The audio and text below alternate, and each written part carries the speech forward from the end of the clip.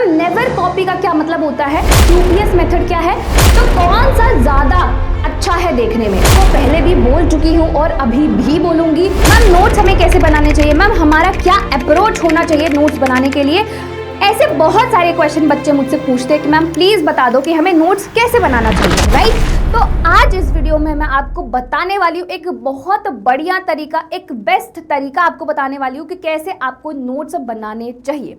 Alright, so hi everyone, I am Apeksha Singh, your biology educator, and I welcome everyone in this wonderful video, जिसमें आपका जितना भी confusion है notes के regarding वो सारा क्लियर हो जाने वाला है। तो आपको क्या करना है, इस वीडियो को एंड तक देखना है। ऑलराइट, चलिए शुरू करते हैं बिना किसी देरी के। सबसे पहला पॉइंट है कि never copy. Ma'am never copy का क्या मतलब होता है, नेवर कॉपी का मतलब होता है कि आपको दूसरे के नोट्स को कॉपी नहीं करना है। बहुत सारे बच्चे नोट्स नहीं बनाते हैं क्लास में, वो सोचते हैं कि बाद में आते आते हम किसी का कॉपी कर लेंगे, कोई टीचर हमें नोट्स प्रोवाइड कर लेगा, हम उससे पढ़ लेंगे। बट ट्रस्ट मी, जो कॉपी वाले नोट्स है वो आपको कभी भी समझ में नहीं आने वाले, है ना। आपको लग रहा होगा कि मैम ये क्या बोल रहे हो आप, बट सच में ये बहुत सच बात है कि आपको कभी भी वो जो आपने कॉपी किए हैं नोट्स वो समझ में नहीं आने वाले हैं। जब तक आप अपने नोट्स खुद से नहीं बनाओगे तब तक आपको समझ में नहीं आएगा। फॉर एग्जाम्पल, जैसे कि मैं आपको क्लास में नोट्स बनवाती हूँ, ठीक है,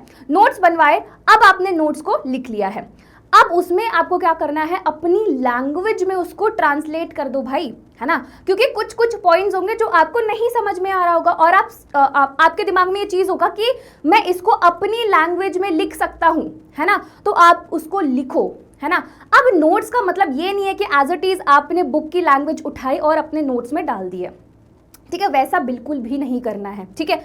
नोट्स का मतलब है कि आप उसको जितना अपनी लैंग्वेज में लिख सको उतना ज्यादा अच्छा है, क्योंकि एंड में रिवाइज आपको ही करना है, ठीक है। और अगर आपको एंड में जाकर वो नोट्स काम में नहीं आने वाले तो फिर उसका कोई मतलब नहीं है ना।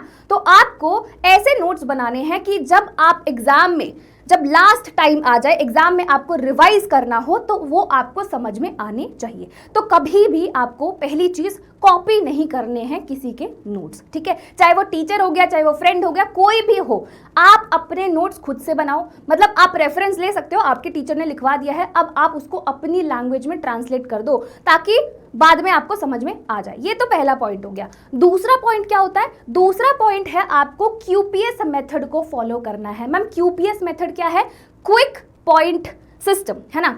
इसका क्या मतलब है मैम, अच्छा अगर मैं आपसे बोलूं यहाँ पे स्क्रीन पे देखिए, यहाँ पे मैं बोलूं ये पैराग्राफ में मैंने नोट्स बनाए हैं और दूसरा मैंने बुलेट पॉइंट्स में नोट्स बनाए हैं, तो कौन सा ज्यादा अच्छा है देखने में, है ना। कौन से आपको ऐसा कौन सा नोट्स लगते हैं कि आप लास्ट मोमेंट में किस नोट्स को पढ़कर अच्छे मार्क्स लेकर आ सकते हो या फिर अच्छे से रिवाइज कर सकते हो, ये वाले, राइट। देखो आप पैराग्राफ पढ़ोगे, अब ऐसा तो होगा नहीं कि लास्ट मोमेंट पे जाकर आपने सोचा कि भाई आज तो हम लोग बुक पढ़ेंगे, है ना, ऐसा तो कभी भी नहीं होने वाला। तो ऐसे नोट्स बनाइए, हमेशा ट्राई करिए कि जो नोट्स आप बनाओ वो पॉइंट में बनाओ, है ना। जितना पॉइंट में बनाओगे उतना ही आपको समझ में आएगा। अब आपको रिवीजन करना है लास्ट टाइम पर, है ना। आप पैराग्राफ को देखते ही डर जाओगे, बोलोगे यार ये क्या है ना, पैराग्राफ है ये, मेरे को नहीं करना है इसको रिवाइज, ठीक है। तो आपको पॉइंट में बनाने हैं, उसको आप इजीली स्कैन कर लोगे, है ना, फटाफट से आपने देखा कि हाँ भाई मेरा पूरा ये पैराग्राफ रिवाइज हो गया, ठीक है। तो आपको हमेशा पॉइंट में नोट्स बनाने हैं। ट्राई करिए कि जितने भी नोट्स आप बनाओ सारे पॉइंट्स में बनाओ। आपने देखा होगा मैं जब भी क्लासेस में नोट्स बनवाती हूँ वहां पर मैं हमेशा पॉइंट में नोट्स बनवाती हूँ, कभी भी मैं पैराग्राफ नहीं लिखवाती हूँ, ठीक है। ये हो गया आपका दूसरा पॉइंट जो आपको याद रखना है। तीसरा पॉइंट, मैम तीसरा पॉइंट है include diagrams wherever needed, ठीक है। अब अगर मैं बायोलॉजी सब्जेक्ट की बात करूं तो सबको पता है ना, ये मैं आपको पहले भी बोल चुकी हूं और अभी भी बोलूंगी, diagrams is equals to free marks, है ना। अब मैं यहाँ पर ये नहीं बोल रही हूँ कि आपको ना आर्टिस्ट ही बन जाना है, ठीक है, आपको आर्टिस्ट नहीं बनना है। अब जिन बच्चों की ड्राइंग अच्छी है वो तो बहुत अच्छी बात है ना, वो तो बहुत ही अच्छी बात है। अब ऐसे भी बच्चे होंगे जिनका इतना अच्छा ड्राइंग नहीं होगा, है ना, वो बोलेंगे मैम हमें क्या करना चाहिए। देखो आपको डायग्राम्स ऐसे बनाने हैं ताकि एग्जामिनर को समझ में आए, ठीक है। क्योंकि एग्जाम में फॉर एग्जांपल कोई क्वेश्चन आया और आपको उसमें डायग्राम बनाने और आपने बना दिया खिचड़ी, तो अगर उस एग्जामिनर को समझ में नहीं आएगा तो वो मार्क्स नहीं मिलेगा, है ना। तो आपको ऐसे डायग्राम्स बनाने हैं ताकि एग्जामिनर को समझ में आ जाए। उसमें कलर वलर नहीं करोगे तो भी दिक्कत की बात नहीं है ना। बस इतना साफ सुथरा डायग्राम बना दो और लेबलिंग बहुत अच्छे से करो, है ना। हर चीज को बहुत अच्छे से लेबल करो, है ना। ये हो गया आपका तीसरा पॉइंट, है ना। ये हो गया आपका तीसरा पॉइंट। जहां भी पॉसिबल है नोट्स में आप अपने डायग्राम्स को जरूर इंक्लूड करो, ठीक है ना। नेक्स्ट पे आ जाते हैं। नेक्स्ट है ऐड टेबल्स फॉर कंपैरिजन। देखो, जब आप टेबल्स को ऐड करते हो ना, वो चीज बहुत अच्छे, जैसे मैंने बोला बुलेट पॉइंट्स, है ना। तो ऐसे ही टेबल्स, फॉर एग्जांपल जैसे कि अगर मैं आपको रिप्रोडक्शन वाले चैप्टर का एग्जांपल दूं तो उसमें है स्पर्मेटोजेनेसिस और oogenesis, है ना। अब अगर आपको इसको समझना है ना, वैसे आपके पैराग्राफ के फॉर्म में दिया हुआ है, अगर आपको समझना है तो आप क्या बनाओगे, एक टेबल बनाओगे, यहाँ पर लिखोगे स्पर्मेटोजेनेसिस, दूसरे में लिखोगे oogenesis, दोनों के डिफरेंसेस लिख दिए, ठीक है। तो इससे क्या होगा, आपको जल्दी याद हो जाएगा, आप लास्ट टाइम पर अच्छे से उसको रिवाइज कर सकते हो, ठीक है। पैराग्राफ पढ़ने से तो अच्छा है ना कि आप टेबल बना लो, ठीक है। दूसरा एग्जाम्पल देती हूँ, जैसे कि मेंस्ट्रुअल साइकिल और ईस्ट्रस साइकिल, इन दोनों के बीच का डिफरेंस आप कैसे पढ़ोगे, है ना। आप टेबल बना लो, एक तरफ लिखो मेंस्ट्रुअल साइकिल और दूसरी तरफ लिखो ईस्ट्रस साइकिल। इससे आपको इन दोनों के बीच के जो पॉइंट्स है, इन दोनों के बीच में जो डिफरेंस है वो बहुत अच्छे से समझ में आ जाएगा। तो ये तो हो गया आपका चौथा पॉइंट कि आपको टेबल्स ऐड करने हैं नोट्स में जहां भी पॉसिबल है। अब मैं ये नहीं बोल रही हूँ कि आपको हर जगह टेबल ऐड करने हैं, आपको हर जगह टेबल ऐड नहीं करने हैं, ठीक है। वहीं पर ऐड करो जहां पर आप कंपेयर कर सकते हो, जैसे मैंने आपको बता दिया, ठीक है।